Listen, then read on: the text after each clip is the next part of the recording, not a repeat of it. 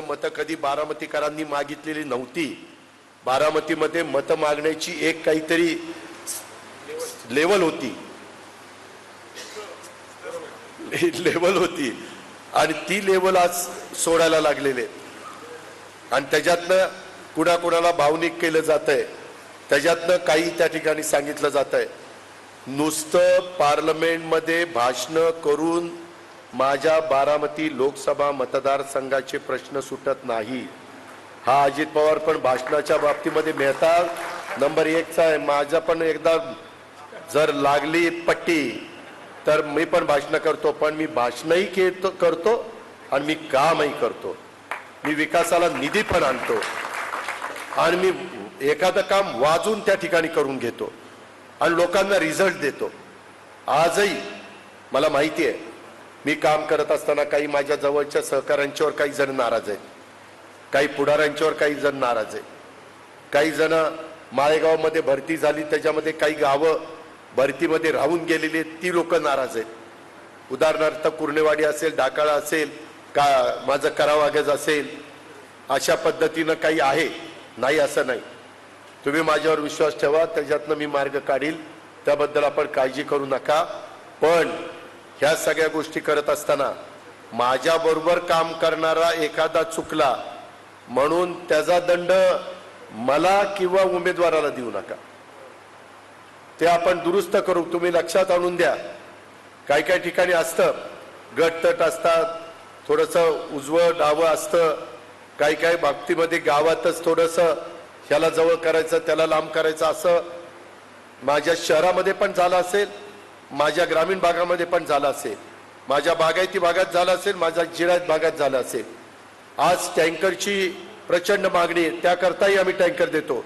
आज मला दूध संघाचा चेअरमन आलेला होता, तो मला म्हणला की दादा असं असं करावं लागेल। मी म्हणलं हो जावा करा, ह्या सगळ्या गोष्टी आपणच करणार आहोत। आणि त्याच करत असताना माझ्या सुपा परगणा परिसरातल्या लोकांना विनंती आहे, काही काही जर अजून थोडंसं कसं रे काय रे असं कसं होईल, असं कसं काही होत नाही, आपण सगळं नीट करणार आहोत।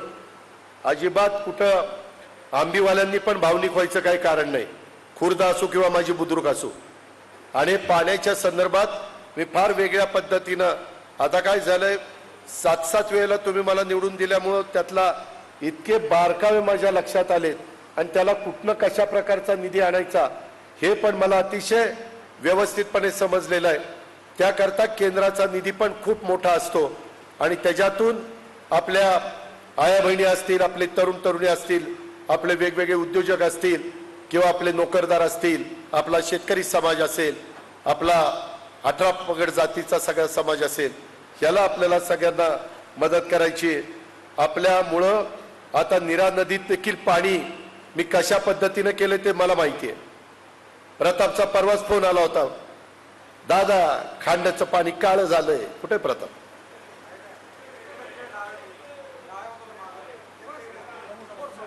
हा काळं झालंय। अरे म्हणलं पांढरं करायला लय काहीतरी टाकावं लागेल। मी केशवरावांना यांनाही सांगितलं की तुमचा एकही झिरो डिस्चार्ज झाला पाहिजे। मित्रांनो, इतक्या गोष्टी साखर कारखान्याच्या बाबतीमध्ये 4.5 रुपये यांचा विजेचा दर होता। परवाच्या कॅबिनेटला आचारसंहितेच्या आधी 6 रुपये केला का नाही विचारा त्यांना। जरी रोज तुम्हाला भेटत नसलो तर तिथं बसून का दुधाचे दर पडले, 5 रुपये लिटरला दुधाचे दर त्या ठिकाणी वाढून दिले। काहींना अजून पैसे मिळाले नाही, ते काहीतरी भरायला ऑनलाईन वगैरे त्रास होतोय, तो त्या त्याच्यात थोडा वेळ लागतोय, त्याच्यातनं मार्ग काढू। आचारसंहिता संपल्यावर मार्ग काढील। पण ह्या प्रकारे आता कांदा निर्यातीलाही परवानगी दिली, धान उत्पादक शेतकऱ्याला बोनस दिला, माझ्या सोयाबीन उत्पादक शेतकऱ्याला त्या ठिकाणी बोनस देण्याच्या बद्दलचा निर्णय घेतलेला आहे, मदत करण्याचा।